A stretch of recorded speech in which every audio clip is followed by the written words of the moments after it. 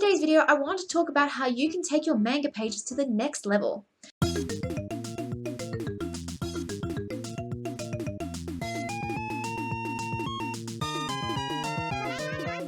My first tip is consistently follow the reading direction. The reading direction is really important to keep in mind when you are creating a manga because there are various ways you can do it.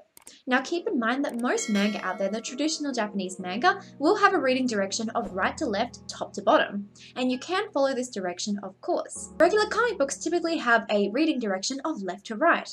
So you really need to keep the reading direction in mind before you start your manga because your panels need to be placed in a certain way to make your book easy to read. And so you need to understand how your manga needs to be read in order to present those panels in the correct way. Every panel and every character and every speech bubble in the page should help to consistently show the reading direction. It's also very important to think about the margins if you intend to print this manga or comic later on. You may not even intend to publish your manga, and so in that case, the margins aren't going to really matter much. But the margins are there because in printing, parts of the page might get cut off. So it's important to leave a little bit of space on the sides of your page in order to allow that extra room for printing and the binding of the book. Manga paper in Japan, typically known as deleted comic book paper in B4 size, typically comes with the margins and sizes written onto it. Now my second tip for improving your manga pages is use a balance between black, white, and grey shades. Finding the balance between the black, white, and grey shades is really important in manga, and finding that balance is going to help you to make your pages stand out a lot more. Now of course this all really depends on your art style, but I do recommend trying to find a balance between using the black, white, and grey shades in your pages. Make sure you use the black areas when there's areas of darker shading, darker colours, and just areas that you might want to make more bold on the page. Use the grey tones to add more shadows and tones to certain aspects of the page. And of course, make sure to leave certain areas blank in order to help those areas stand out or to add highlights to certain aspects of the page. Now, of course, in this tip, you don't have to use screen tones. You could even use a grey pencil or a grey pen, or if you are doing this digitally, you can just use a regular grey digital pen or use digital screen tones as well. It doesn't really matter how you do this, but the important part is finding the balance. When you find the balance and have a good balance between the black, white, and grey shades is going to help your pages to stand out a lot more regardless of how you actually ink those pages. My third tip is use a variety of different shaped panels. Using different shaped panels is a good way to help to enhance the reading direction, which we were talking about in the first tip. When you're trying to tell your audience where they should look next, by having panels of different shapes and sizes, it's going to be easier to direct them to the right location. Now, of course, this tip does not apply if you're creating a 4-panel comedy manga. But if you're creating any other type of manga, then keep this tip into consideration. By changing the panel sizes of your page, it's going to make your pages a lot more easier to view. You want the pages to be able to stand out well together in contrast with each other, so your pages will naturally start to look a lot better and your pages will also be more readable as well. My fourth tip is show the action and then the reaction. You will notice that in most manga, the panels will work in a certain way where the panel will show an action and then the reaction, the response to that event. And the panels will usually continue in this consistent way. There'll be an action or an event, and then there'll be the reaction or the response to that event. And so by the panels continuing in this manner, it actually helps to improve the pacing of the pages a lot better. If you find that your manga pages seem to just be going on forever, or they seem to be a bit slow or even a bit too fast, then see if you can balance those pages out to having an action panel and then a reaction panel. And then by following these steps, by having the action and then the reaction, it's going to help to overall improve the pacing of your pages. Sometimes the action can be shown over multiple panels and then the reaction can be shown in multiple panels after that. But keep in mind that there should always be something happening in the scenes, and by following the method of action then reaction when creating your manga pages, it's going to overall help your pages to mean a lot more, and it will mean that something is always happening that will keep your audience eager to see what will happen next. My fifth tip is make your characters do something in a scene. You will notice that in a successful manga page or manga scene, the characters talking will usually be doing something while they are talking, and I highly recommend that you use this method in your own manga pages. When you're having a character talking, instead of them just standing there and just saying the words, we can make the scene feel a lot more realistic even on a subconscious level by having your characters doing something while they are talking. It not only adds more interest to the page and makes the page feel a lot more appealing, but it also adds a lot of character to the person who is speaking. When you show what the person is doing while they are talking or while they are speaking to another character about something, it shows their habits and their responses, and it makes your characters feel a lot more natural. Even if your character is talking, they might just be pacing around the room or flicking through a book or looking out the window or fiddling with something. And it's these little moments that makes the scene feel more natural and makes your characters feel more natural. Every character should always be doing something because that is what makes your characters feel more natural and realistic. My sixth tip is break objects out of the panels when you want to focus on them. When you want to put a focus on a character or an object, remove the border around them or show that object or character outside of the border. Your reader's eyes will naturally be drawn to this character because there's no longer any box around them, and so that's a good way to make your pages feel more dynamic as well.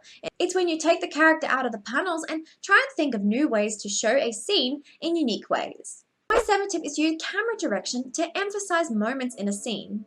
When you're creating manga pages, when you want the manga pages to look a lot better, I recommend not always using the same angle. Now, you can have regular angles, of course. You can show your characters front on sometimes or side on. However, I also recommend trying to find other angles where you can show a scene from.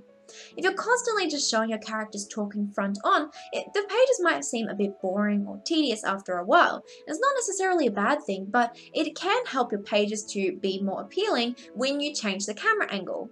You need to think about yourself as if you are a camera director and you are changing the angle of the scene to present it in a better way. I highly recommend you watch movies or TV series and see how angles change depending on the events that are happening. And so by changing the camera angle in your manga pages, you can convey a feeling that might not necessarily be on the surface. My eighth tip is divide your pages into 3 spaces. The best manga pages will typically have their page divided into 3 main spaces with the panels in between them. No matter how the panels are placed, if you keep these 3 main spaces in mind, it can still help the page to be readable no matter how you put the panels.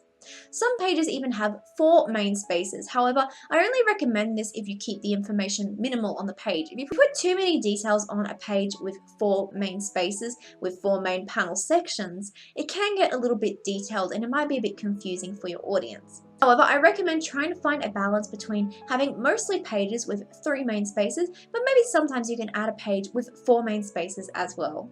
My ninth tip is use tilted panels or tilted borders to show rapid movement. When you have your characters in an action scene, a good way to make the scene feel more rushed and action-based, showing the panels tilted on an angle is a good way to reveal that. It makes the scene feel more intense, and it can be easier to show your characters running or fighting in a battle or doing something action-based when the borders match their actions, essentially. My 10th tip is ensure that the speech bubbles are correctly placed. Speech bubbles are also very important to help convey the reading direction. When you place the speech bubbles in the correct way, it can help to guide the audience's eye towards what panel they are supposed to look at next. If you place your speech bubbles in an odd way, it might become confusing for your audience to know which character is talking or where they're supposed to look next. By placing the speech bubbles in the correct way, beside the correct characters, you can ensure that you're guiding your audience's eyes in the right direction to know which character is talking next. If this is done correctly, you should be able to imagine a line going from the top of your reading direction, whether it be a right to left reading direction or a left to right reading direction, and you should be able to imagine a line going through all the panels and the speech bubbles on where you want your audience's eyes to go next. My 11th tip is break a panel into 3 parts, which is foreground, middle ground, and background. This tip applies more for more complicated panels, so if you have a simple panel where you're just showing a character talking or you're showing an object, this tip won't really apply as much. But if you're creating a really wide panel with a lot of detail or a panel with a lot of characters, then this method can help you in showing those detailed panels a lot better. When you're showing a more detailed panel with a lot of characters, a lot of objects, or a lot of items in the scene, I highly recommend breaking down that panel into a foreground, middle ground, and background. The foreground is what is closest to the viewer. The middle ground is the main part of the drawing and it's the middle of the drawing. And the background is what is behind the characters. By breaking down your drawings or your panels into foreground, middle ground, and background, you can more easily break down the page and make it easier for your audience to understand the panel and for you as the manga creator to draw it. My 12th tip is use larger panels or backgrounds when setting the scene. When introducing a new location, use larger panels and backgrounds where possible. Even the most simplistic backgrounds can help to set a scene and let your readers understand where it is taking place. Even if you use very minimal backgrounds throughout the rest of the scene, by showing a background shot at the start of the scene, you can ensure that your audience will know where the scene is taking place, even if you don't re-show it later on in the scene. As long as you just show the background shot at the beginning, you can use minimal backgrounds and locations behind the characters as you go through the scene. And overall, it's going to make it a lot easier for you in your manga creating process as well. My 13th tip is plan out a scene before you begin. Rather than working on pages one at a time, look over a scene of script and storyboard multiple pages using the tips I mentioned before. You can then compare pages and see if they would look well together. The look of pages in comparison together can make your manga look a lot better overall. You will notice when reading a lot of popular manga today, when you look at the panels side by side, they always look really good together. And that is because they usually storyboard the pages early on, and they plan out these pages before they go further and ink them. When you use this own method when you're creating your manga pages, you can plan out the pages and ensure that the reading direction is consistent, and every page is easy to follow and understand. My 14th tip is focus on readability over design. I know that this video is about composition and design, however, I really want to mention this because I believe personally that the readability of a manga page is better to focus on over design. You could create the most beautiful and appealing looking manga page in the world, but if that manga page is hard to read and hard to follow, then your story might fall flat, even if the art looks really amazing. So what I'm trying to say is that you don't have to be the best artist in the world in order to create a good manga page. The most important aspect to a good manga page is just the readability of it. If your audience can understand what is happening in the page and they can follow the page and the reading direction is clear and the dialogue is clear, then that will make a really good manga page. When you're designing your pages, the composition is really important to keep in mind. And having a beautiful manga page is less important in my opinion than having a manga page that is easy to read and understand. By having a manga page that is easier to read and understand, it can be easier for you to create art that applies to that manga page as well. My 15th tip is allow your manga page to tell a story, even without dialogue. Consider how you can draw a manga page to tell a story, even without words.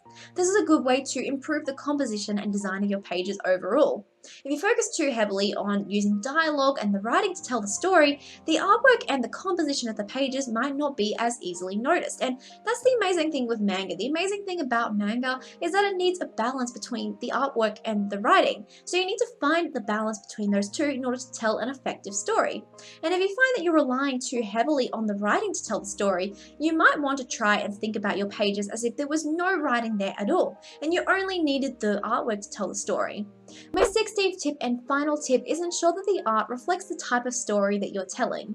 At a glance, if someone were to just see a random manga page of your manga, it can really help if your art suits the genre you're telling, so that if someone did see a random page of your manga, they would say, "Ah, that looks like the kind of story that I would want to read." So what I'm really saying with this is not to neglect your art style, but see how your art style reflects in your manga pages. You might find that it's easier to create more appealing manga pages when you try and create manga pages with an art style that you feel really fits the genre and feel that people might be really interested in seeing. We all know about the kind of shonen looking style or the kind of action style or the kind of shoujo style. And so what I'm really saying is consider how your art really fits into creating your manga pages and how you can use your art style and use that art style in the context of creating better manga pages in order to really appeal to people who might be interested in the genre of your manga. By combining this with the rest of the tips in this video and thinking about the overall composition and design of your pages, you can naturally take your manga pages to the next level and help them stand out more to your audience and bring new readers in. Thank you so much for watching my video today, everyone. I really hope you enjoyed it. If you did, please let me know in the comment section down below. Let me know what kind of manga pages you're creating because I really love to hear about them. Feel free to chat with me on any of my social media at MinariusCross because I always enjoy hearing about the projects that you're creating. Again, thank you so much for watching and I'll see you in the next video. Bye!